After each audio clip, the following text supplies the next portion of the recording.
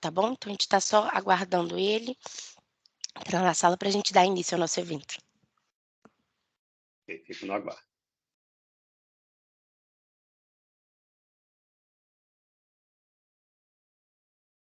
Vocês querem que eu coloque o fundo de tela? Salvei ele aqui, vocês sabem. Fica a seu critério, se você quiser colocar, fica legal, né, a gente tá usando aqui. Eu já achei super bacana que você fez o slide usando esse fundo também. Achei muito O atencioso primeiro eu da sua fiz. parte. Sim, achei muito legal. Fica a seu critério, Dani, você que sabe, você que manda. Tá.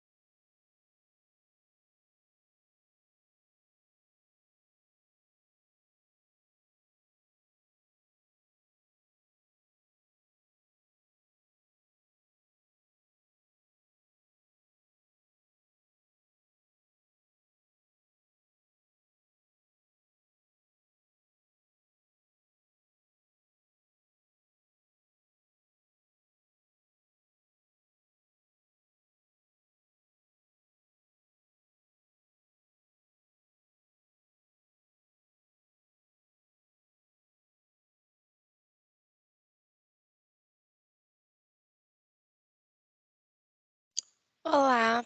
Ui. Olá, bom dia a todos. Bom dia, Paula. Olá, Felipe, bom dia. Bom dia, Bom dia, diretor. Ívia, Daniel. Bom dia. Bom dia, Felipe.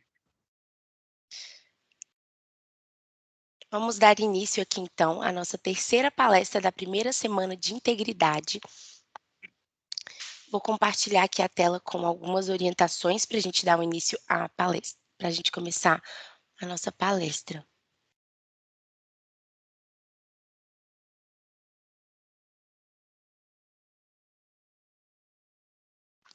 Primeiramente, sejam todos muito bem-vindos. Todo mundo que está aqui com a gente, o Felipe, a doutora Ives, o Daniel, todas as outras pessoas também que estão aqui assistindo com a gente essa palestra. Paula, Eu vou só registrar aqui rapidamente a presença do diretor Maurício também aqui no evento. Ah, que bacana, o doutor Maurício também está aqui. Seja muito bem-vindo, doutor Maurício. Vocês estão vendo aqui meu compartilhamento? Acho que está preparando aqui o slide.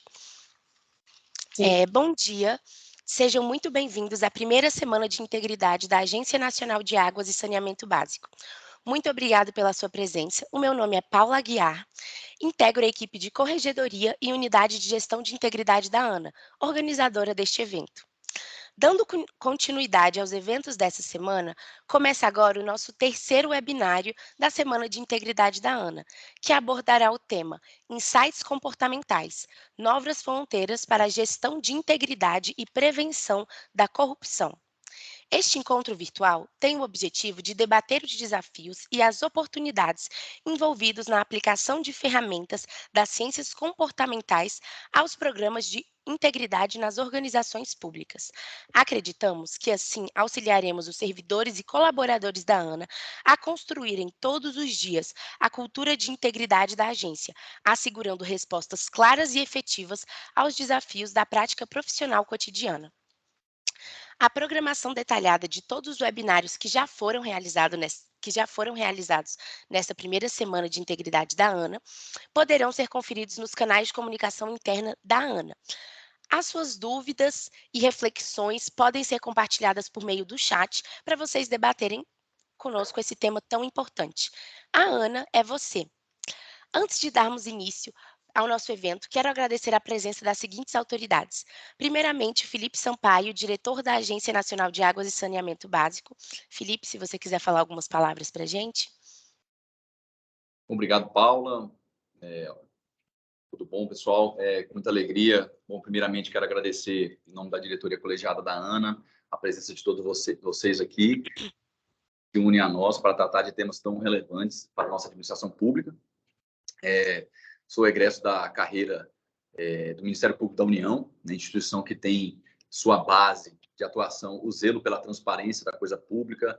Então, muito me alegra poder participar e trazer ao debate na ANA, né, na minha casa, de certa forma, temporária, né, durante esse meu mandato, tema de tamanha relevância para as nossas ações diárias. Então, é importante termos em mente que somente há 5 anos, né, a questão da integridade passou a fazer parte dos princípios de governança pública, né, com a publicação do decreto 9.203 de 2017, passamos a contar com uma política de governança na administração pública federal, direta, autárquica e também fundacional, né? Então, essa política nacional define governança como o conjunto de mecanismos de liderança, estratégia e controle colocados em prática nos órgãos públicos para avaliar, direcionar, bem como monitorar sua gestão. Então, me juntei ao time aqui da ANA no mês de abril, né, deste ano, e pude perceber como que essa agência reguladora tem se preocupado aqui com as questões de integridade. E estamos aqui inaugurando nosso primeiro seminário, né, sobre integridade aqui no âmbito da agência. Então, é um valor muito caro para a Agência Nacional de Água e Saneamento Básico, né? Então, desde sua criação em 2002, em julho de 2000, a gente se alegra em nunca ter ocorrido um caso, um registro, né, de desvio de conduta de servidores, né, estando no exercício do cargo, que pudessem vincular a imagem institucional aqui da agência, ou até mesmo gerar questionamentos sobre essa atuação. Então, são praticamente 22 anos, né, de uma atuação de um corpo funcional que eu posso garantir que veste a camisa da instituição, sempre agindo e buscando agir nos limites da lei. Então, isso é motivo de muito orgulho para nós aqui, diretores da agência. Então, no final de 2008, ainda na gestão da antiga diretoria, 2 atos importantes foram publicados, né, que marcam a história da agência dentro dessa temática, que o primeiro dela foi a instituição do Comitê de Integridade e a aprovação do primeiro plano de integridade no âmbito da ANA. Né? Então, o plano de integridade, ele tem como objetivo prevenir vulnerabilidades éticas e morais, né, para quem trabalha na agência, e ele considera potenciais riscos à integridade dentro da instituição. Né? Então, como ações ou omissões institucionais que possam favorecer a ocorrência de fraudes ou até mesmo atos de corrupção no âmbito da agência. Né? E o Comitê de Integridade é essa instância responsável por coordenar, né, todo esse trabalho, coordenar o tema dentro da agência, propondo ações, coordenando a execução e monitoramento do plano de integridade. Né? Então, esse plano pode ser visto como um instrumento de avaliação complementar, como, por exemplo, aquilo disposto na Lei 8.112, né, que disciplinou, no seu artigo 132, a corrupção como um ato que resulta em demissão do Serviço Público Federal. Então, como servidores públicos, temos o dever de zelar pelo bem público, entregando os resultados esperados pela população de forma adequada, imparcial e eficiente. Então, certamente, esses também fazem parte dos objetivos dos órgãos de controle, como a CGU. Aqui muito bem representado pelo nosso auditor da CGU, Daniel, que se prontificou, desde já agradeço, Daniel, você se prontificou aqui a participar, estar conosco nessa manhã, debatendo essas questões tão relevantes. E também parabenizo aqui a nossa corregedora geral, a doutora Ívgia, né, por estar capitaneando e avançando nesses temas. Né? E a gente espera que cada vez mais a gente possa alcançar uma administração pública ética, eficiente, né, que visa os resultados, trabalha por resultados, que nós temos uma necessidade muito grande, cada vez mais, de prestar informações, sermos transparentes, sermos éticos e sermos íntegros nas nossas atitudes. Então, eu queria desejar a todos um excelente webinar. Obrigado. Certo, Felipe, muito obrigado pelas palavras. Continuando aqui agradecendo a presença das autoridades, nós também temos aqui o doutor Maurício, diretor também da agência, aqui na reunião com a gente. Não sei se ele quer abrir o microfone, falar algumas palavras, mas o espaço está aberto para você também. Doutor Maurício, muito obrigado por estar acompanhando esse webinário de hoje. E também temos a doutora Ívgia Neves Machado, corregedora-geral da Agência Nacional de Águas e Saneamento Básico. Agora eu quero passar a palavra para a Ívgia, se você quiser falar algumas palavras, Ívgia. Obrigada, Paula. Então, bom dia a todos e todas. É com muita alegria, né, um prazer que nós estamos no nosso terceiro e último webinar. Essa aqui é a primeira semana de integridade da ANA. Hoje a gente traz para o debate a aplicação, né, das ciências comportamentais para a efetividade dos programas de integridade. Acho que, se a gente pudesse traçar uma linha do tempo, desde do decreto 9.203 de 2017, com a lei das agências também de 2019, até com portarias da CGU, né? Primeiramente a 1089 de 2019, também, depois alterado por 57 de 2019, os órgãos têm se preocupado em empreender esforços para construir programas de integridade. Nesse primeiro momento, lá em 2018, 2019, a preocupação era construir medidas, era elaborar medidas preventivas e que pudessem dar cabo, né, startar esse processo de esforço conjunto dos órgãos para construir seus programas. Depois a gente passou por um momento de customização, né, os órgãos passaram a verificar aquelas medidas que eram basilares e transversais nos programas de integridade, até recomendados pela CGU, e passaram a trazer isso para a realidade, né, dos respectivos órgãos, customizando essas medidas. E agora a gente está num processo, vamos dizer assim, no terceiro momento, que é de assegurar que essas medidas que foram inicialmente planejadas ali e posteriormente customizadas tenham, de fato, efetividade e possam ser passíveis de monitoramento e de supervisão contínua. Então, eu acho que é nesse sentido que os programas, né, entendidos como conjunto de medidas preventivas gerais específicas de integridade, vocacionadas à prevenção, detecção e mitigação a riscos de integridade, possam se valer das evidências das ciências comportamentais para alcançar a maior efetividade. E por que trazer, né, ao debate as ciências comportamentais? Porque as organizações públicas, elas são ficções jurídicas. Elas, na verdade, elas são formadas por pessoas e feitas para pessoas. Então, nesse sentido, a busca por efetividade dos programas passa pela essa construção dos seus funcionários, da sociedade como um todo, da cultura de integridade. Ou seja, as pessoas elas estão no cerne de uma abordagem, vamos dizer assim, ESG, né, para as organizações na matéria de integridade. Só que as pessoas, elas possuem diferentes formas de agir, de pensar e de tomar decisões também, né? Todas elas são produto de suas crenças e valores, e por isso, para que o valor integridade, enquanto norteador da agência, possa ser equacionado, a gente precisa levar em consideração as crenças e valores dessas pessoas e estabelecer uma premissa, a premissa de que todos nós somos suscetíveis a erros, a desvios de conduta, muitas vezes não intencionais, e aí eles vão ter uma dificuldade de ser identificados, é o que a gente chama de pontos cegos éticos, né, ou blind spots, ou até mesmo eles são identificados, porém, nós utilizamos de atalho e mecanismos de racionalização para justificar ou excepcionar aquela conduta do que seria uma conduta desviante. Então, o objetivo do nosso evento hoje é justamente lançar luz sobre esse tema, para que nós, enquanto servidores públicos, possamos tomar melhores decisões frente aos dilemas éticos, aqueles que são evidentes e aqueles também que não são evidentes, mas que também fazem parte do nosso dia a dia profissional.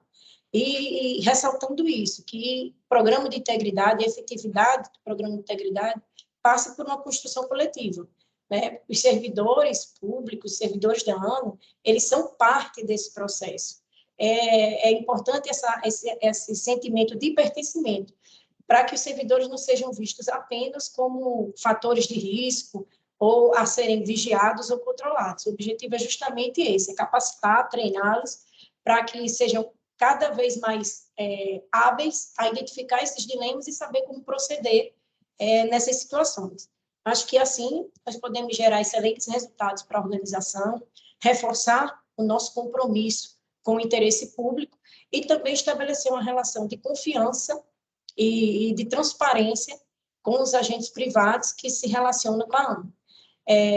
Para finalizar, eu gostaria só de mostrar uma pesquisa que foi realizada pelo Banco Mundial em 2021, mas cujos microdados foram divulgados só agora no início de 2022, que traz dados relevantes e informações interessantes, e eles aplicaram também nessa pesquisa as ciências comportamentais e chegaram à conclusão de que mais da metade, para ser exato aqui, 58,7% dos respondentes servidores públicos afirmaram que já presenciaram, percebam, não ouviram falar, eles presenciaram alguma prática antiética ao longo da sua carreira no serviço público.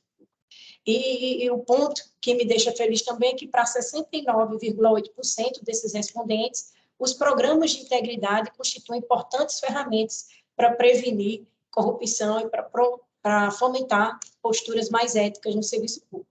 Então, já caminhando aqui para o encerramento, espero que os eventos como esses de hoje sejam um instrumento que complemente e reforce os nossos esforços para prevenir riscos à integridade e prevenir corrupção. Um bom evento a todos. Muito obrigada, Ivja, pela palavra. E continuando aqui aos agradecimentos das presenças das autoridades, quero agradecer a presença do Daniel Espínola, auditor da CGU, onde atua na Secretaria de Transparência e Prevenção à Corrupção, que é quem vai estar ministrando a palestra hoje para a gente. Então, Daniel, vou te dar se você quiser falar umas palavras iniciais ainda vou fazer a sua apresentação completa para a gente dar início à palestra, mas se você quiser fazer alguma colocação agora, complementando a fala da Ivja e do Dr. Felipe. Eu gostaria só de antemão de agradecer o convite aí da doutora Ivja, né, de todos vocês aí da ANA, para estar palestrando aqui nesse evento.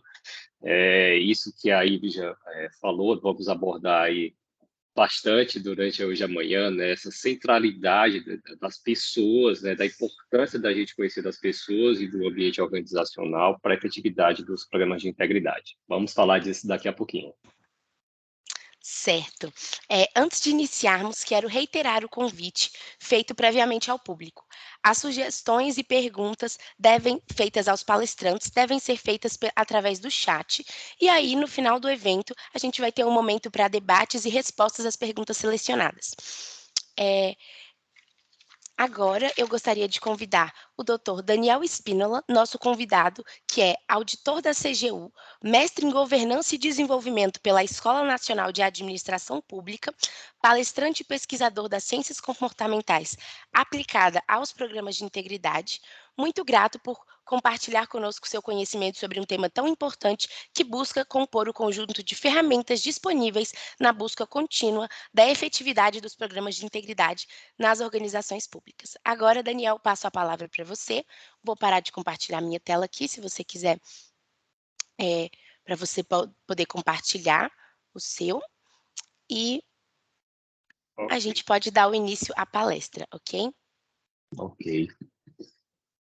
Enquanto eu estou compartilhando aqui, agradeço novamente aí pela oportunidade de estar compartilhando com vocês aí alguns dos temas aí que eu pesquiso, que me debruço, que sou apaixonado.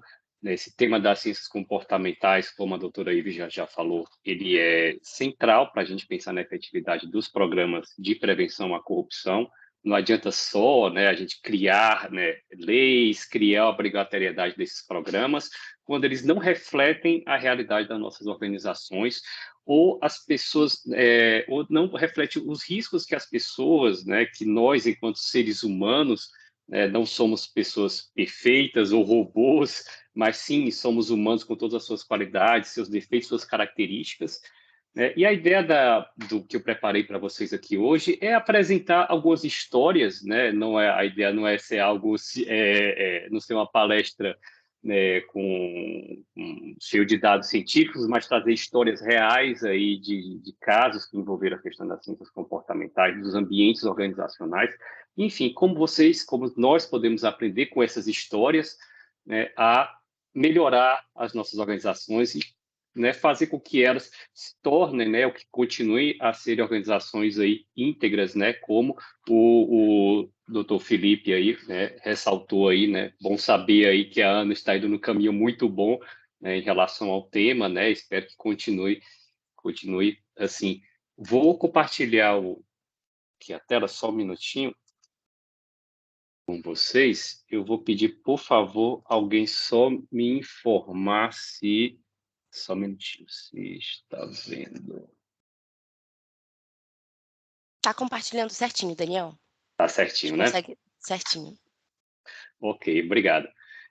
Então, colegas, como a Paula já falou, né, eu sou auditor da Controladoria Geral da União, atualmente estou na Secretaria de Transparência e Prevenção da Corrupção, né, trabalho na área de governo aberto local, já trabalhei há alguns anos também na Corregedoria Geral da União e também tive a oportunidade de trabalhar com o tema da integridade pública, né, na Coordenação Geral de Integridade, né, com o primeiro programa de fomento à integridade no setor público, né, o Profip. Depois nós criamos essa regulamentação geral aí em relação a todos os programas de integridade para todos os órgãos, né? Hoje já, né, se desenvolveu como uma verdadeira política pública. Enfim, também tive a oportunidade de fazer um mestrado recente em governança, inclusive com uma colega de turma, a Tauana, não sei se ela está aqui nos assistindo, né? Ela trabalha aí na ANA também, né? Também sou membro do Observatório de Economia, Gestão de Fraude, né? Uma aliança de pesquisadores portugueses e brasileiros, né? Que estuda esses temas. Mas, enfim, como eu falei, vim para trazer para vocês aqui hoje algumas histórias, alguns casos, né, uma pesquisa, né, que trata sobre o tema da questão das ciências comportamentais, né, e como isso elas se relacionam com a fraude e a corrupção. E a primeira história que eu quero trazer para vocês aqui hoje é a história de um relatório que foi publicado, um relatório impecável, né, que poderia ser o relatório de uma empresa pública brasileira, né, ou privada, podia ser algum documento oficial de uma autarquia ou de algum outro órgão. E eu vou compartilhar aqui com vocês alguns trechos, né? Esse foi um relatório anual, né, que essa empresa apresenta, né, obrigação de apresentar aos acionistas. E nesse relatório eles falaram que mantiveram, né, durante todo esse ano, um grande compromisso com práticas de governança corporativa. Essa empresa disse que o conselho de administração ele é composto por praticamente todos independentes da empresa.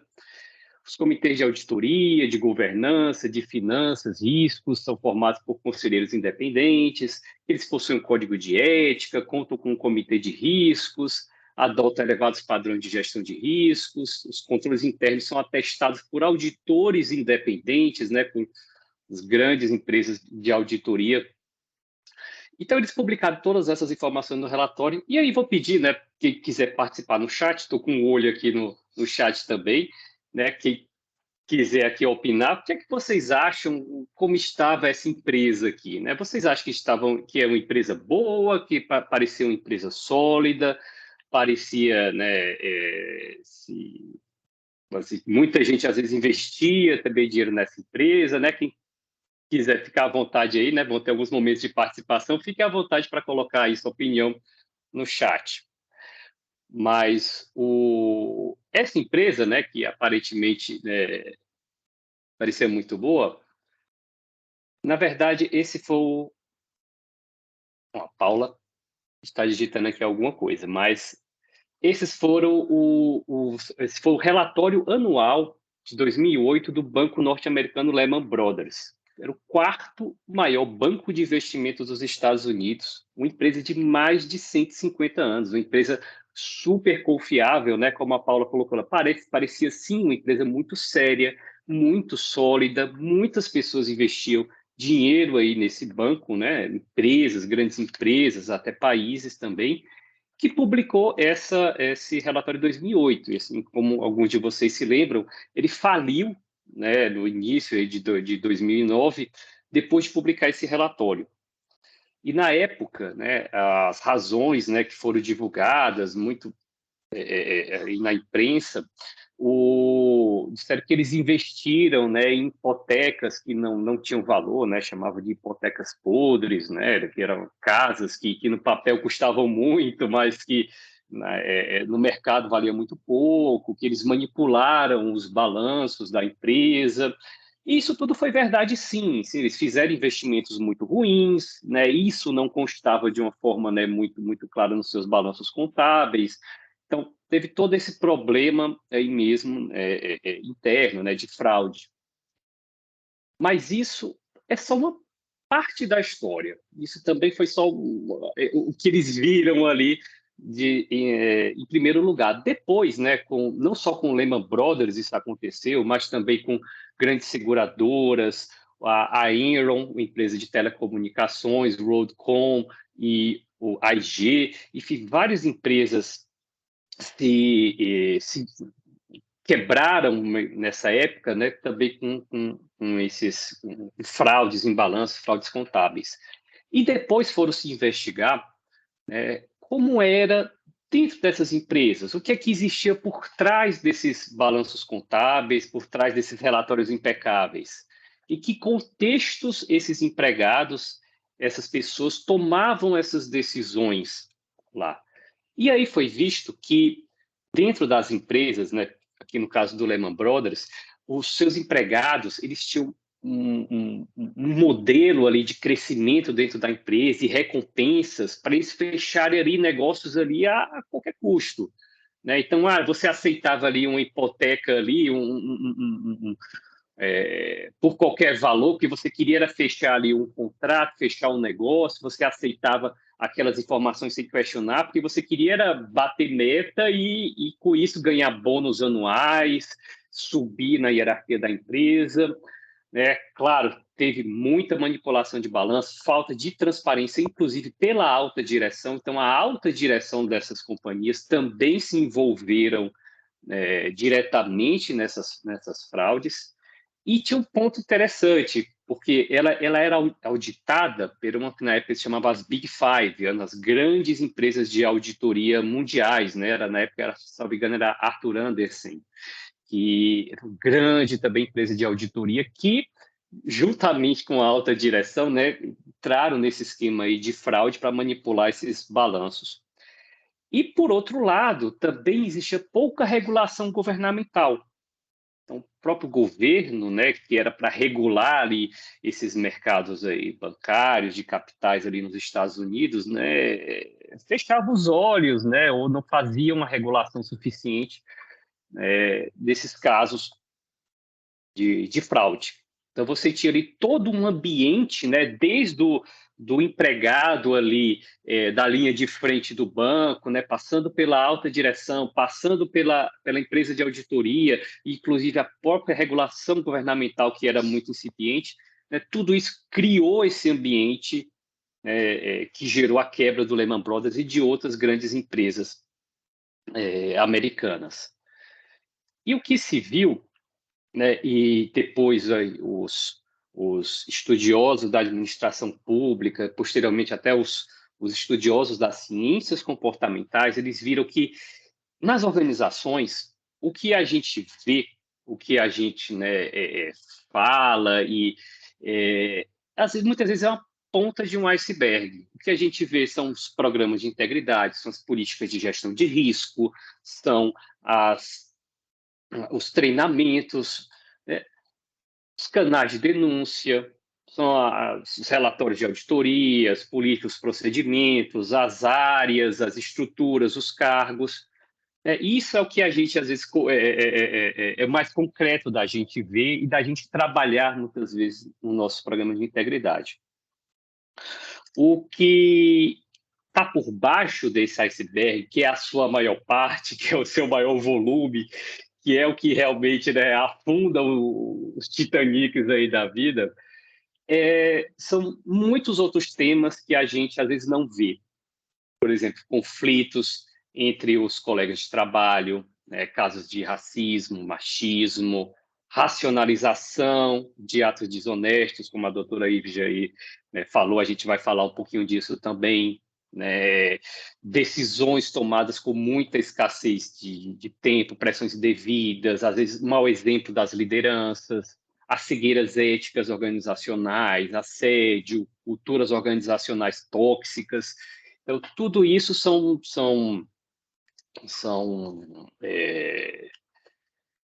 coisas que às vezes a gente não vê ao mesmo primeiro momento, quando a gente, né, chega numa organização para fazer uma auditoria, quando a gente constrói um programa de integridade da nossa organização, quando a gente vê a propaganda de empresas e tudo mais. Então, a gente, né, às vezes acaba deixando de lado ou não vê isso que está embaixo do iceberg.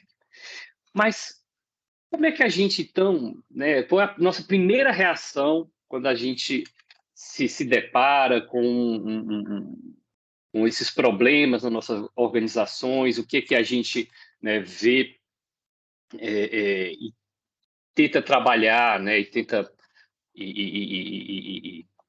tenta fazer com eles, né? A gente tende a seguir o que os cientistas comportamentais chamam de um paradigma lógico racional. É como a gente tradicionalmente trabalha essa parte de riscos, a parte da corrupção, a parte da fraude, da gestão da ética. A gente cria e monitora padrões de conduta. A gente cria códigos de ética, a gente cria... a gente lembra do que está ali na 8.112, do que está ali na CLT, do que está... Então, nesses padrões de conduta que a gente tem para os servidores, para os empregados públicos. E a gente acha que todo mundo compreende aquilo. A gente acha que eu passei no concurso hoje, amanhã eu sei todo o meu código de ética da minha organização, tudo aquilo que está na 8.112, tudo que eu tenho que fazer, o que não tenho, né? E que mesmo que às vezes eu sou submetido a um treinamento, 1 ano, 6 meses depois, eu vou continuar me lembrando de tudo aquilo que eu aprendi, né? Então, eu acho que todo mundo compreende ali da mesma forma. A gente acha que a pessoa que se desviou, claro, existem os desvios intencionais, mas até a doutora Ives já lembrou assim, que muitas vezes, às vezes de forma não intencional, né, a gente às vezes pode chegar a cometer algum desvio, mas a gente sempre acha, ou tendemos a achar que essas pessoas más se desviam sempre de uma forma intencional, quando observa alguma oportunidade e poucos controles. Isso é verdade, sim, em muitos casos, mas em muitos outros também não. E a gente sempre acha que tem que estar sempre reforçando, constantemente reforçando esses padrões, né?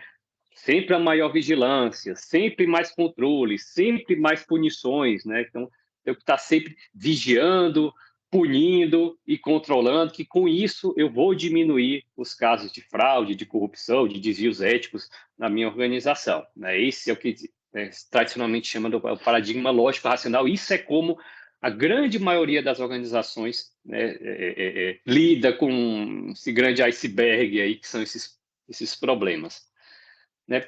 Colegas, eu estou de olho aqui no chat também, né? Se alguém tiver alguma observação, quiser fazer alguma pergunta, alguma coisa também, a gente pode, né, no final, a gente vai ter um momento aí para fazer alguma pergunta ou algum comentário também. Fique à vontade. Então, esse modelo lógico racional da desonestidade, até o Dan Ariely é um pesquisador que eu gosto muito, que ele trata sobre esse tema aí das ciências comportamentais aplicadas à prevenção da corrupção.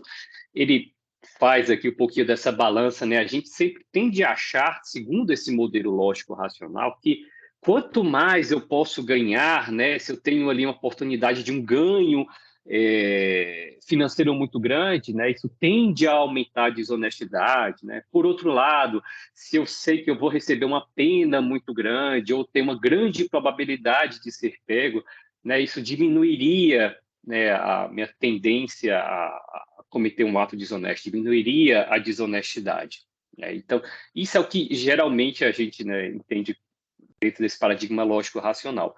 E o Dan Ariely, né, na sua obra, eu gosto de citar no final das apresentações assim, algumas referências, né?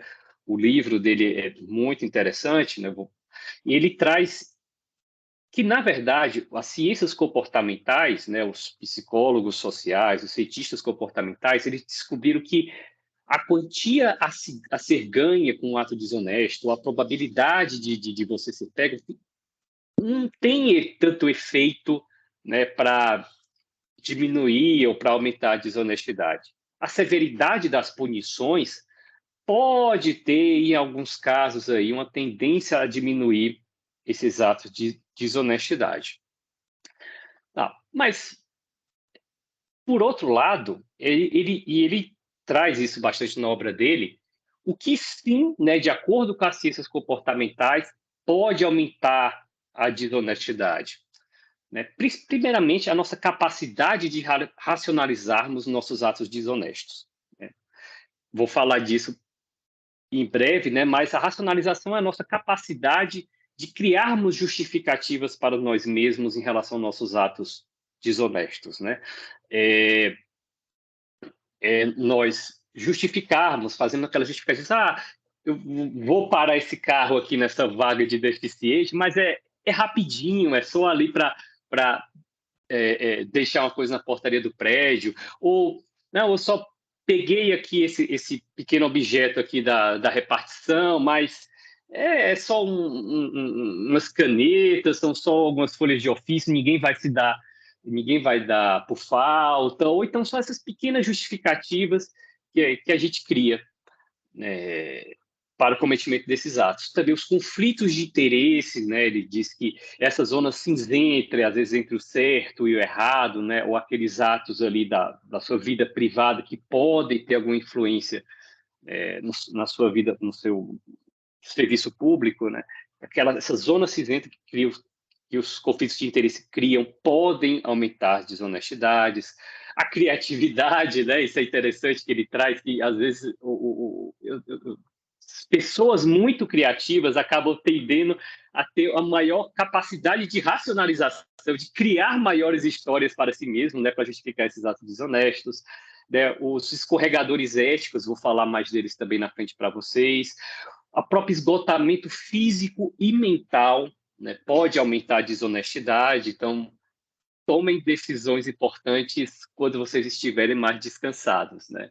Não tomem decisões, né, éticas ou difíceis, né, na sexta-feira à tarde, você já vai estar, né, cansado física e mentalmente, né? Então tome decisões para aqueles que gostam de acordar cedo, né, e ter energia durante a manhã, então tomem essas decisões importantes pela manhã, ou né, bem alimentados, porque esse esgotamento realmente pode levar a gente cometer mais atos desonestos, né? A desonestidade altruísta também, que é aquela desonestidade aquele ato que eu diretamente não sou beneficiado, mas a minha empresa, a minha organização ou outras pessoas, a gente vai falar também um pouquinho disso. Eu observar mais atos desonestos ao meu redor, né? Também isso pode me incentivar, para uma vez que todo mundo está fazendo, por que que eu não vou fazer também? E os exemplos culturais, né, que também, né, se ligam a essa questão da observação de atos desonestos. Mas para trazer para vocês mais uma história, né, principalmente relativa a essa capacidade de racionalização, eu vou trazer a história desse senhorzinho simpático. Alguém conhece aqui esse senhor? Já ouviu falar? Sabe quem ele é? Por favor, coloque aí no chat se alguém, enfim, acha que é. Eu acho que é o meu tio, eu acho que é um empresário. Quem vocês acham que é esse senhorzinho aí, simpático, bem apessoado? Já ouviram falar dele? Não sei se alguém... Ele foi, enfim, vou dar um spoiler aí, foi manchete aí ano passado. Enfim, ele é o Bernie Madoff. Quem é Bernie Madoff? Não, quem foi, na verdade? Ele foi o autor da maior fraude financeira cometida por uma só pessoa na história. Ele era o dono de um banco de investimento, né, dos conhecidos fundos Madoff, que era uma grande, na verdade, pirâmide financeira de investimentos lá nos Estados Unidos, que eram investidos bilhões de dólares nesses fundos, nesses investimentos dele. Quem investia lá? Quem investia eram países, né, que tinham cotas desses fundos, grandes empresas americanas e mundiais, e que gerava muitos lucros, inclusive nas épocas de baixa da Bolsa Americana. Então, ele era conhecido como o mago das finanças americanas, né? Era um grande filantropo também. Ele fazia grandes atos de filantropia na sociedade americana e foi um dos criadores da Nasdaq, também da Bolsa de tecnologia americana. Mas essa grande pirâmide financeira dele eram lucros fictícios, eram balanços, eram lucros maquiados ali por ele. E esses prejuízos que ele causou, né, quando isso foi descoberto pelas autoridades, né, americanas, foram mais de 65 bilhões de dólares que ele causou, né, aos seus investidores, que perderam, né, praticamente tudo ali, o que eles investiram quando foi descoberto esses balanços maquiados aí dos seus fundos de investimentos. Em 2008, ele foi preso, né, foi condenado a mais de 150 anos de prisão. Enfim, isso causou um prejuízo enorme ao mercado financeiro americano, né, junto também com Lehman Brothers, né, e outras empresas, mas ele, enquanto pessoa física, talvez, assim, né, ele foi considerado como o maior fraudador, né, financeiro na época. E quando ele foi preso, inclusive foi muito noticiado à época, né? Ele tinha um filho, né? A mulher dele se separou, o filho dele, anos depois, cometeu suicídio. Ele foi entrevistado muitas vezes na prisão, e foi questionado a ele, né, como é que ele atuou, o que é que ele, né, qual a versão dele da história. E o que é que vocês acham que ele falou aos seus entrevistadores, né, em vários livros que foram publicados sobre essa história? Na verdade, ele não pareceu se arrepender de nada, né? Ele causou essa fraude enorme para todos os seus investidores, né? Teve essas perdas familiares, né, graves. Mas o que é que ele fala? Né? Ele diz, não, nenhum dos meus clientes, aqueles que disseram que perderam tudo, ninguém pode alegar que ficou pobre, só investia comigo grandes empresas, países. Ninguém ficou pobre por ter perdido dinheiro ali comigo. Ninguém teve um grande prejuízo. Ninguém se lembra que eu fiz muitos negócios bem-sucedidos e fiz coisas muito boas para a indústria americana, ganhei muitos prêmios, e realmente ele ganhou muitos prêmios, realmente ele fez muitos trabalhos ali para o mercado financeiro americano, né? Ele disse, não, mas ninguém se lembra disso, eu fiz tanta coisa boa, ninguém se lembra dos prêmios que eu ganhei. E outra coisa que também chamou muita atenção é que ele fala, olha, quando eu olho para trás, era como se eu não pudesse ter dito não. Era como se eu não pudesse ter parado o que eu fazia, né? Quando ele, né, ele maquiava ali um balanço, um ganho de um determinado fundo, se no outro ano ele tinha que dar um ganho maior para, né, para aquele fundo ali, se ele computasse aquele prejuízo, né, a pessoa retiraria aquele dinheiro, né, os outros investidores também passariam a retirar dinheiro. Ele poderia, né, quebrar, né, se ele divulgasse, né, como ele maquiava, como ele estava fraudando esses balanços. Então ele entrou ali numa bola de neve ali de fraude que ele não conseguia parar o que estava fazendo. Mas aí vocês podem falar, Daniel, o Madoff, ele era um psicopata, ele era, né, um bilionário ali que ganhou muito dinheiro. Se eu tivesse no lugar dele, eu não faria isso, eu não cometeria um ato desse, isso aí, porque ele tinha algum problema psicológico. Mas a verdade é que as ciências comportamentais, e isso através de experimentos, através de muita pesquisa ter sido feita nos últimos anos, a gente sabe que, como Madoff, nós também somos capazes de racionalizarmos as nossas próprias atitudes. Claro que ninguém vai causar uma fraude bilionária assim, da noite para o dia, mas sim, nós também somos capazes, né, de racionalizarmos, né, tudo aquilo que a gente, né, comete, às vezes, de errado. Eu tive a oportunidade, quando eu trabalhei na Corregedoria Geral da União, de compor várias comissões de PAD, de sindicância, e eu me lembro disso até hoje, de dezenas de PADs que eu conduzi, eu nunca vi nenhum dos acusados, né, e daqueles que foram efetivamente condenados, realmente se declararem ali culpados ou se declararem, né, que não, realmente eu cometi esse ato por isso, por aquilo. Não, sempre existe uma racionalização, uma desculpa por trás daquilo dali. Então, a gente também tem que se ver, né, que muitas vezes a gente se vê ali como um leão ou como uma pessoa ali muito forte que vai conseguir resistir a muitas dessas tentações, mas o mais importante é a gente se ver ali, muitas vezes a gente ali é só um gatinho, né, frente às vezes a algum ambiente que pode ser muito tóxico ou incentivador dessas fraudes, como a gente viu, por exemplo, no caso do Lehman Brothers. Por outro lado, o Dan Ariely, ele também traz aí na sua obra que existem outras técnicas ou atos que a gente pode promover nas nossas organizações para diminuir a desonestidade, né? Ele falou do caso de juramentos, de assinaturas, de lembretes morais, de chamar atenção para determinados atos, e a parte da supervisão. Em relação a isso, né, a questão da supervisão, né, ótimo o diretor Felipe lembrar sempre nesses eventos, nós temos um programa de integridade, nós temos aqui um código de ética, né, nós temos aqui essas práticas, então a gente ter um pouco dessa noção que existe alguma supervisão, que existe gente preocupada na nossa organização com esse tema, isso é muito importante. Pensando nisso, né, uns pesquisadores fizeram um experimento numa empresa.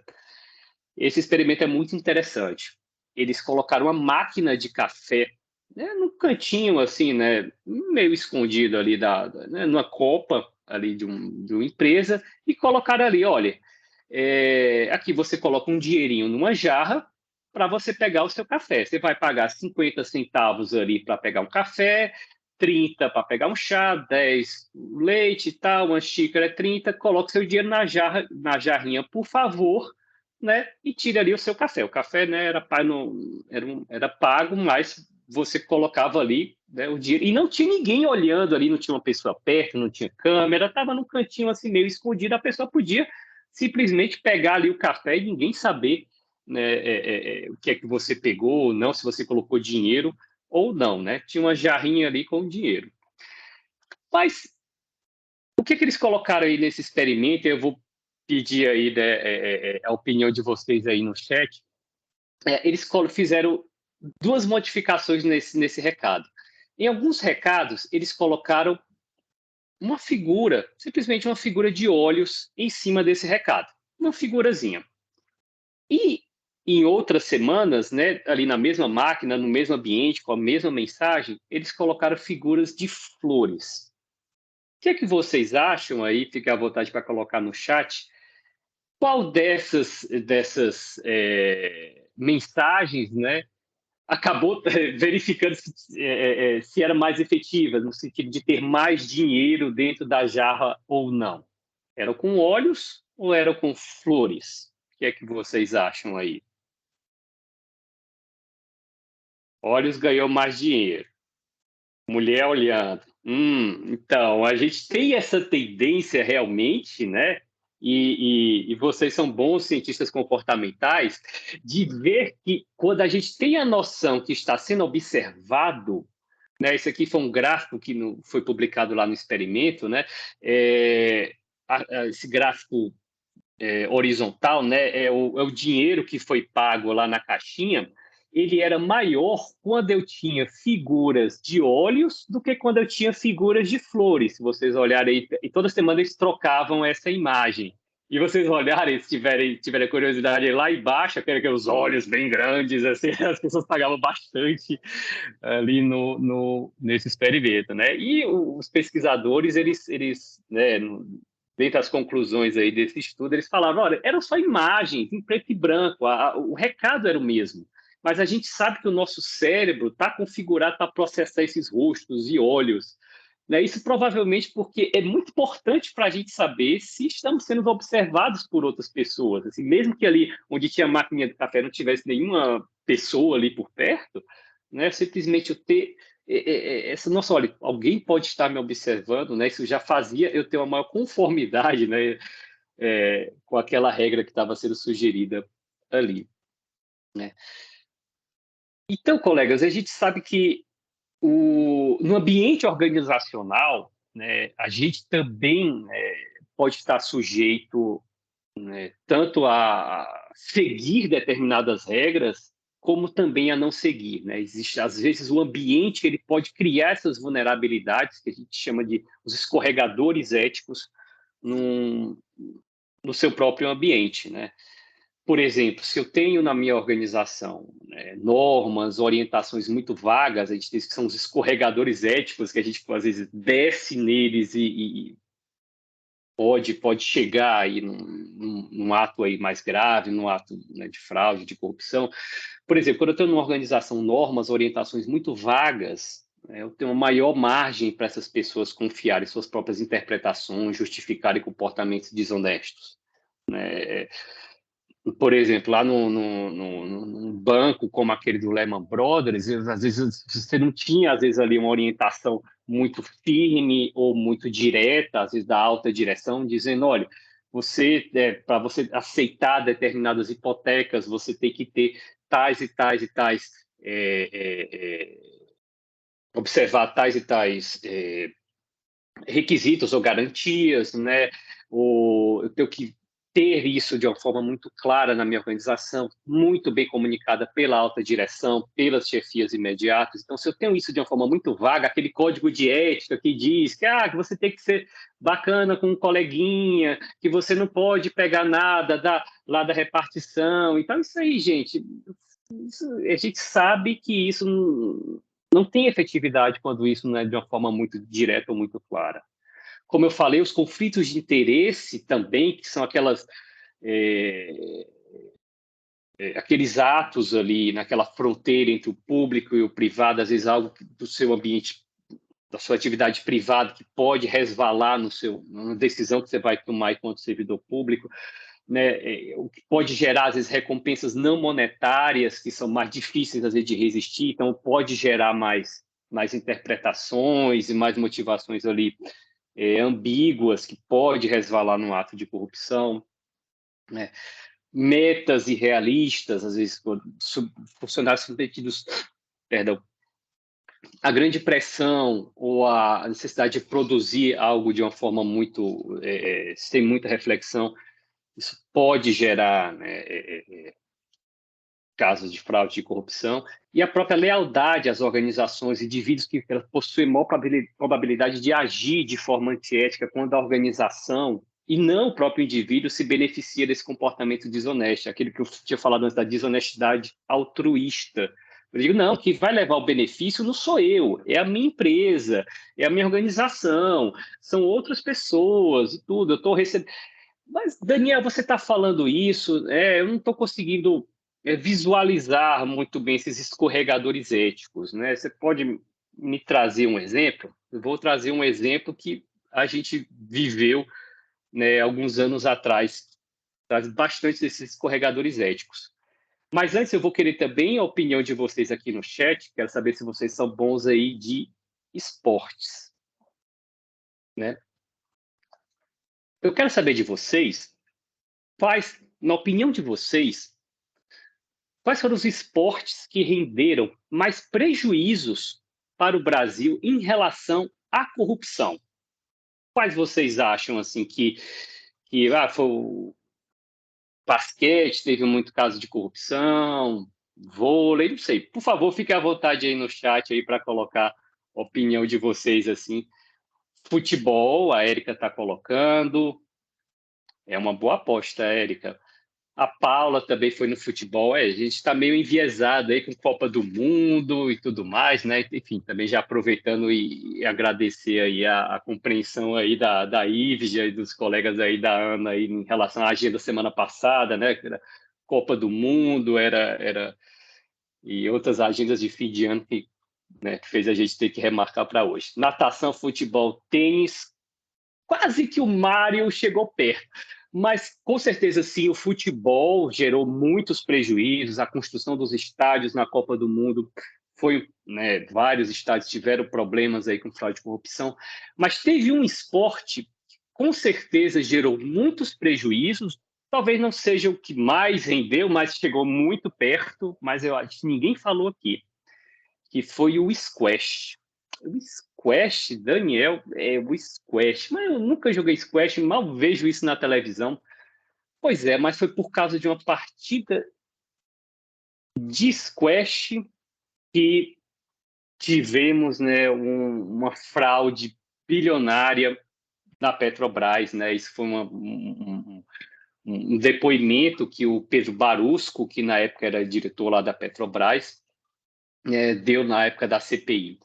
Isso foi uma reportagem que saiu, né, que um acidente durante uma partida de squash, né, em 95, deixou sequelas permanentes na época diretor da Petrobras, gerente de engenharia da Petrobras, Pedro Barusco, que não foram só sequelas físicas que ele teve.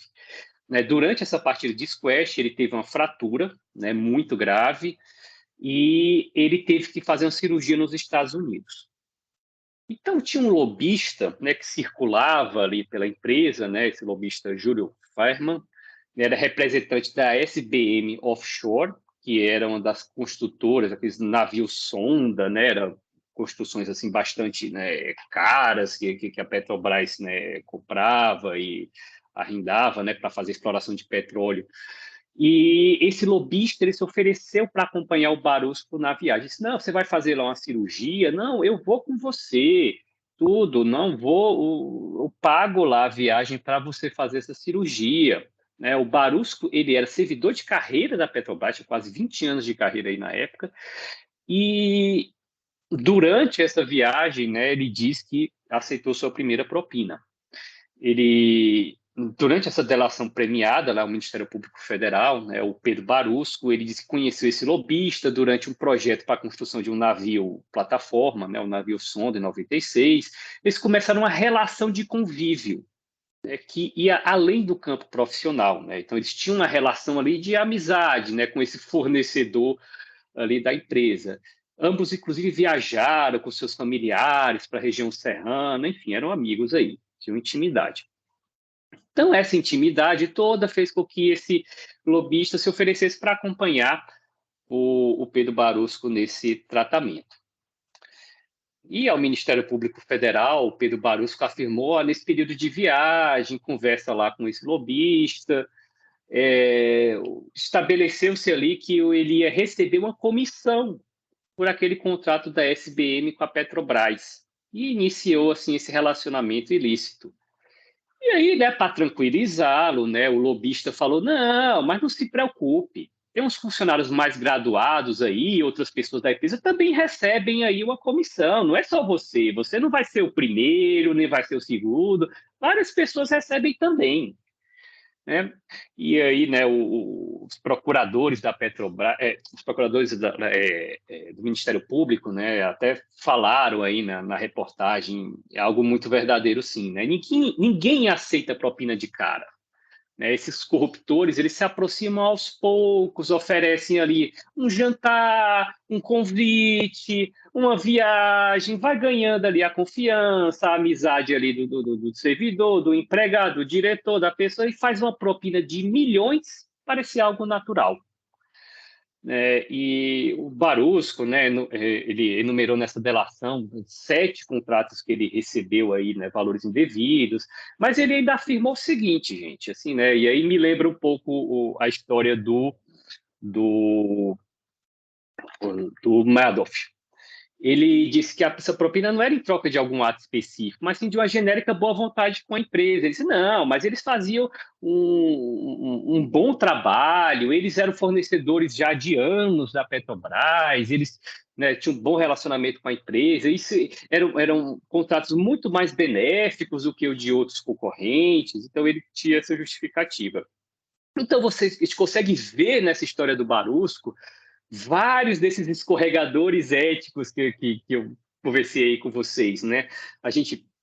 Ele tinha uma proximidade, tinha um recebimento ali de benefícios, ali, um grande conflito de interesses, né, com os seus fornecedores, não havia orientações muito claras também sobre esses relacionamentos. O agente ali, o Pedro Barusco, ele também se encontrava numa situação de fragilidade física e mental. Isso também a gente não pode descartar também, que ele estava ali, né, com um problema de saúde muito grave. E interessante também notar que, segundo, né, o Pedro Barusco, as primeiras negociações desses valores indevidos foi no distanciamento muito físico do local de trabalho dele, né? Foi durante essa viagem lá em Nova York, muito longe da sede da Petrobras. Né? E ele manifestava na sua delação, né, várias racionalizações desse comportamento desonesto, né, que era leal com a empresa, tinha muito boa vontade, e até existia ali, né, uma determinada pressão do grupo, ele dizia, não, todo mundo aqui, né, o lobista falava, todo mundo recebe, só você que não vai receber? Como assim, tal? Então, assim, também existia essa questão que o grupo parecia ali pressionar, né? Então, existia vários escorregadores, era um caldeirão de escorregadores éticos que a gente viu nesse caso do Pedro Barusco. Então, gente, já caminhando aqui para o final, já estamos aqui, né, passando um pouquinho da nossa hora, mas como é que a gente minimiza, então, desses riscos dos comportamentos desonestos?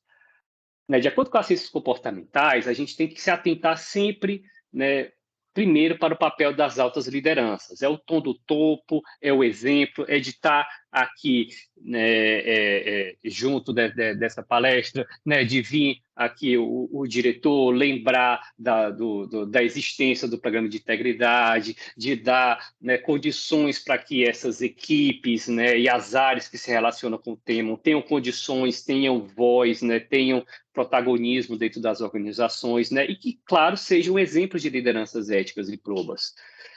Claro, a abordagem tradicional, as regras, os controles, as punições, elas sim são efetivas, elas devem ser feitas, né? A gente sabe a importância das auditorias internas, das áreas de corregedoria, sim, elas devem existir, mas podem ser combinadas com esses insights comportamentais, né? Até para serem mais ainda efetivas. Também, além das punições, a gente deve recompensar e divulgar as boas condutas, né, dentro da nossa organização, né, aqueles que são exemplos de lideranças éticas, íntegras, né, e, claro, punir sempre os infratores, porque fazer com que esses atos não sejam punidos também é um mau exemplo para aqueles que estão se comportando bem. E sempre se comunicar de forma clara os comportamentos que são esperados dos agentes, né, de todos os níveis hierárquicos, né, é não falar só para aquele empregado, para aquele burocrata ali do nível de rua, para aquele que está à frente ali dos nossos trabalhos, mas também para a alta direção, né? O que é esperado dos seus comportamentos, o que é ético, o que tem que ser feito, o que é válido, o que é correto e o que não é correto, de uma forma bem clara, de acordo, aí, claro, com as especificidades de cada organização. E atentar sempre ao nosso ambiente, olhar para o nosso ambiente onde nós tomamos nossas decisões. A gente sabe hoje que é muito importante a questão da qualidade de vida dos nossos funcionários, dos nossos servidores, né? Sempre ser incentivados a falarem, a ter espaços de diálogos e de comunicação. Não adianta a gente ter uma ouvidoria muito bem estruturada, a gente ter equipes ali preparadas para receber denúncias ou comunicações se ninguém usa, se ninguém fala, se ninguém se sente seguro em ir lá e acioná-las. Né?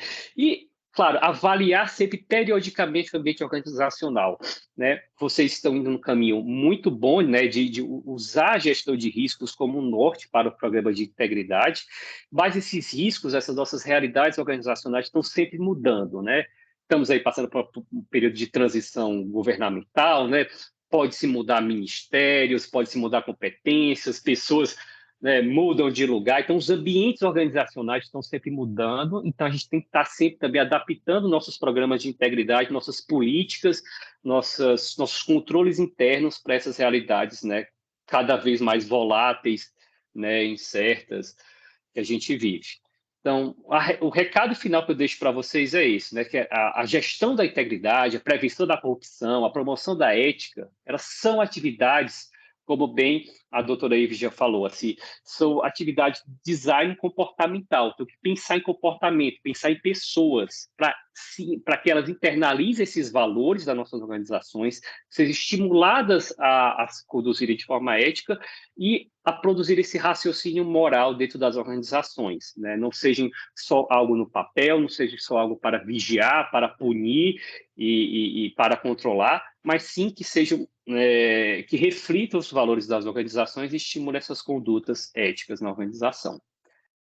Então, como uma dica final, né, como algo que eu gosto de encerrar as minhas palestras, né, eu trago algumas referências de obras que eu acho interessantes sobre esse tema, né? Essas aqui são obras que foram publicadas em inglês, de alguns pesquisadores em língua estrangeira, né? O Alexandre de Micheli, ele é brasileiro, mas essa obra ele publicou em inglês, né? Tem um farto material também da OCDE sobre a questão das ciências comportamentais e como elas se aplicam às organizações. Isso também é um modelo de um ferramental para aplicação de sites comportamentais. Esse aqui é uma bibliografia em português, né? O livro Nudge, que eu recomendo bastante, do Thaler e do Sustain, né? Ganhador aí do Prêmio Nobel de Economia, né? Que traz um pouco como essas intervenções das ciências comportamentais podem ser aplicadas às organizações. O livro do Dan Ariely, sobre a desonestidade, também uma obra grande referência aí, traz um pouco desses estudos, daquela balança ali da desonestidade que eu mostrei para vocês. A professora Sandra Guerra, ela é uma estudiosa dessas questões comportamentais nos conselhos de administração aqui no Brasil. Né? Esse aqui é uma outra obra do Alexandre de Micheli em português, e o documentário, né, que está no YouTube. Ele estava na Netflix, mas acho que já saiu da Netflix, mas está no YouTube, vocês conseguem ver, inclusive, por legendas em português, que é o Dishonest, né, que é o documentário baseado nessa obra do Dan Ariely, nesse livro da Baixa para a Verdade para a Desonestidade. Se vocês eu prefiro ver o vídeo, é um documentário muito legal, muito instrutivo, recomendo bastante também.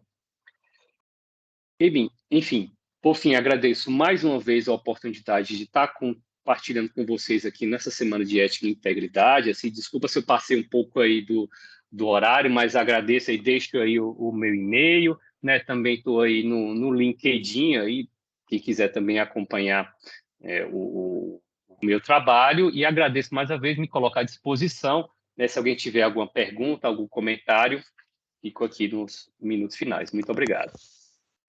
Oi, Daniel, muito obrigado pela palestra. A gente recebeu uma pergunta, assim, da Érica, aqui pelo chat. Vou fazer a pergunta para você. Daniel, a administração pública brasileira, de modo geral, vem substituindo o modelo burocrático de gestão pela busca de uma maior eficiência nos resultados, mediante o modelo gerencial.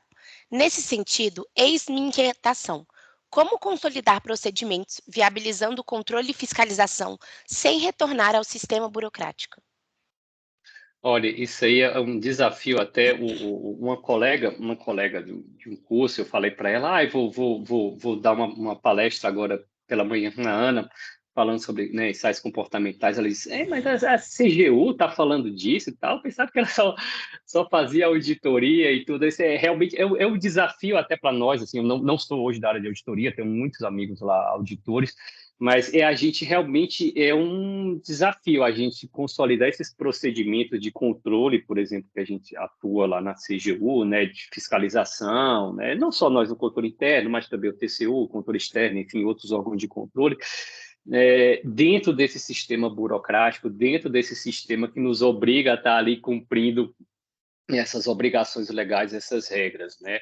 Então, eu acho que a gente pode se voltar àquilo que a Ivy já falou no começo, que é algo central também nas ciências comportamentais, e a gente também vê o lado humano, a gente vê que por trás ali daquele auditado, por trás daquela pessoa, por trás daquele servidor, servidora, né, você tem um ser humano ali dentro, né, você tem uma pessoa que às vezes está submetida a pressões organizacionais, né, a um ambiente de trabalho que muitas vezes não a incentiva a tomar melhores decisões ali. A gente sabe que esse ambiente pode ser muito desincentivador a boas decisões. Então, eu acho que é uma evolução, né? É uma evolução também, né? Como a Ivy já falou, assim, a gente começou ali com alguns padrões burocráticos em relação à ética e à integridade, aos programas de integridade, né? A tendência nossa enquanto servidor é realmente estar naquele modelo burocrático lá do Max Weber e tudo, e puxar aquilo dali, mas aquilo, sim, a burocracia ela é importante, ela é necessária, mas é a gente poder ver, né? E eu espero que com essa palestra, com essa conversa que nós tivemos hoje, assim, a mostrar também que existem outras pessoas pesquisando, né, como nós tomamos nossas decisões, assim, né, não só administradores, não só economistas, mas psicólogos, né, como pessoas com outro olhar sobre como nós tomamos nossas decisões, que, né, podem nos ajudar a evoluir nesse sistema burocrático para um sistema, né, mais completo. Gostaria de fazer uma pergunta também, Daniel. É uma curiosidade, na realidade. Nas suas pesquisas e investigações, você já leu algo sobre quais os mecanismos de racionalização que os brasileiros normalmente costumam se valer, assim como uma característica cultural do brasileiro? É uma excelente pergunta, Ivy. Assim, a gente existe uma literatura muito grande sobre essa parte da racionalização, de como a gente cria essas. Mas, assim, aqui no Brasil ainda é um campo muito incipiente, né? Existem alguns pesquisadores, inclusive na UNB, né, existem pesquisadores que estão estudando essa parte de desonestidade, que pesquisam o jeitinho brasileiro, né? Vou dar o nome aos bois, né? O professor Ronaldo Pilati, né, do Instituto de Psicologia da UNB, né, um dos que estão encabeçando essas pesquisas, ele e outros pesquisadores também, né? Também o professor João, lá no CEUB, também foi o doutorando dele, tive a oportunidade de ver a tese de doutorado, aí, a defesa do doutorado do João, foi orientado pelo Pilate. Então, eles têm um grupo de estudos sobre o jeitinho brasileiro, assim, esse é o título mesmo. Assim, então, assim, eles estudam e se aprofundam sobre isso.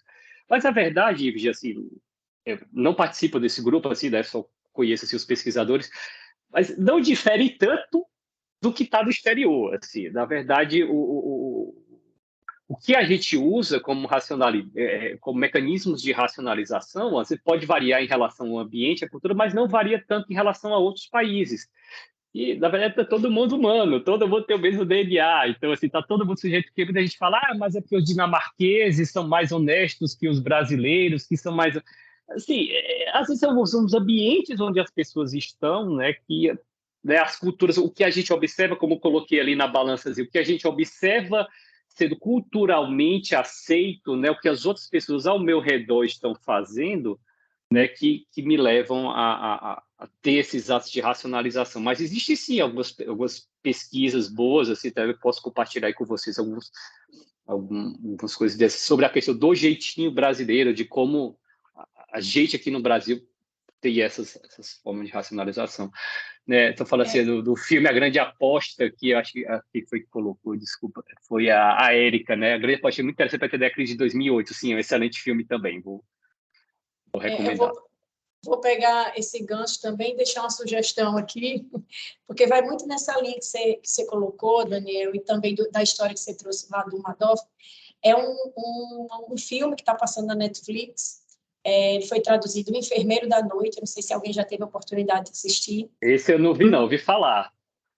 Pois é, ele aborda, assim, a meu ver, ele abordou muito bem essa questão da cultura organizacional e o que leva as pessoas, às vezes, a adotar uma conduta desviante, né? O Enfermeiro da Noite, só fazendo um spoiler aqui, ele era um excelente profissional, era um bom pai, bom amigo, era um sujeito do qual ninguém podia duvidar, né? Mas ele adotava certas práticas e, ao final, a justificativa que ele deu para aquilo, assim como o Madoff, ele assim, olha, era naquele ambiente que eu vivia, né, que eu atuava, as pessoas me respeitavam, porque eu era um bom profissional, então, mas as pessoas que desconfiavam que tinha algo errado ali à noite, que era quando ele fazia o plantão, elas não fizeram nada, né? Tinha uma cultura, aquelas pessoas não estavam imbuídas, e o hospital também, daquela cultura de conformidade. Peraí, vamos investigar por que aquilo ali está dando errado.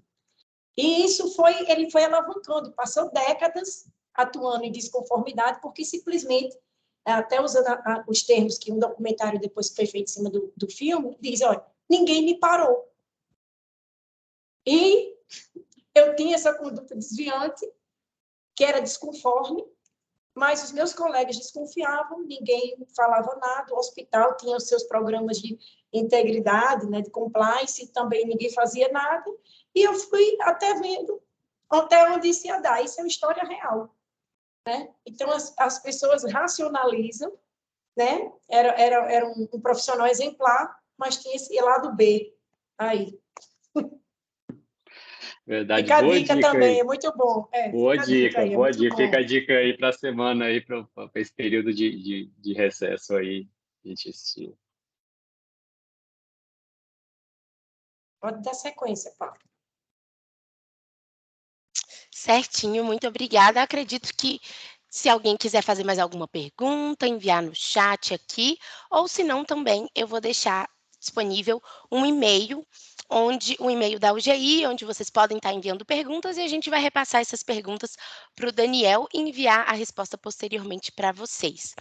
Também aqui no chat, vou estar compartilhando agora para a gente já encaminhar para o encerramento, um formulário para vocês responderem o que vocês acharam do evento, se vocês gostaram, se vocês não gostaram. Então, quem puder, por favor, responder esse formulário de avaliação do evento é muito importante para a gente, tendo em vista que essa é a primeira semana de integridade, então a gente quer saber o feedback de vocês para a gente ir melhorando para as próximas e coletando temas que vocês acham interessante, certo? Bota uns olhos assim no formulário para a pessoa responder. Verdade. Vou arrumar uma foto de olho para colocar aqui, para ver se todo mundo clicou para responder o formulário. Então, caminhando aqui para os encerramentos, estamos certos dos conhecimentos adquiridos por todos na data de hoje e queremos agradecer primeiramente ao Daniel, que nos brindou com vários insights comportamentais. Então, mais uma vez, muito obrigado, Daniel. Agradecemos também a nossa corregedora e gestora de integridade da ANA, a Ivge Rabelo, por nos brindar com eventos e divulgação de iniciativas da Corregedoria e da Unidade de Gestão de Integridade nessa primeira semana de integridade da ANA, que certamente entrará para a história, no calendário permanente da Agência Nacional de Águas e Saneamento Básico. Quero agradecer a todas as autoridades que estiveram presentes, o doutor Maurício e o doutor Felipe Sampaio, que compareceram ao nosso evento. E agradecer também a todos que nos ouviram, que participaram aqui no chat. reiterando o pedido de preencher o formulário de avaliação e declaro encerrado a nossa terceira palestra da nossa primeira semana de integridade, que se encerra hoje com essa palestra maravilhosa do Daniel. Então, muito obrigada, Daniel, muito obrigada, Ívgia, todos que estão aqui na sala, e está encerrado o nosso evento. Certo? Ívgia, queria passar a palavra primeiramente para o Daniel, para ele falar algumas palavras para a gente encerrar, e depois para você, tá bom? Tá bom, obrigada. Agradecer mais uma vez, desejar aí um bom fim de ano, um bom resto de semana aí para todos e todas. Muito obrigado. Então, pessoal, já sendo bem breve, né, porque já avançamos aqui na hora do almoço, eu gostaria de agradecer, dizer que foi um prazer, realmente, durante essa semana, essa primeira semana de integridade, tivemos a oportunidade de debater temas muito importantes para a gestão de integridade da agência, né? Começamos lá com a gestão de riscos à integridade, vendo as diferentes formas de tratamento e a importância desses eventos de capacitação para conscientização e sensibilização da casa. Tratamos de integridade nas contratações públicas, né? Tentando trazer isso, que é um princípio, um valor, às vezes tão etéreo, né? Que é a integridade, para uma esfera mais concreta, trazendo tangibilidade para esse tema da integridade nas contratações, reforçando que a nova lei de licitações fortaleceu a questão da governança, do planejamento. Então, é muito importante que adotemos as várias medidas que ali estão para que a gente consiga assegurar a integridade dos nossos processos. E fechamos aí hoje com chave de ouro, com o Daniel abordando os insights das ciências comportamentais, né, e a capacidade das pessoas, às vezes, de racionalizarem, né, determinadas condutas, buscando justificativas, ou, às vezes, de forma inconsciente, né, deslizando aí nos escorregões éticos no seu dia a dia profissional. Então, por isso, essa importância da gente debater o tema.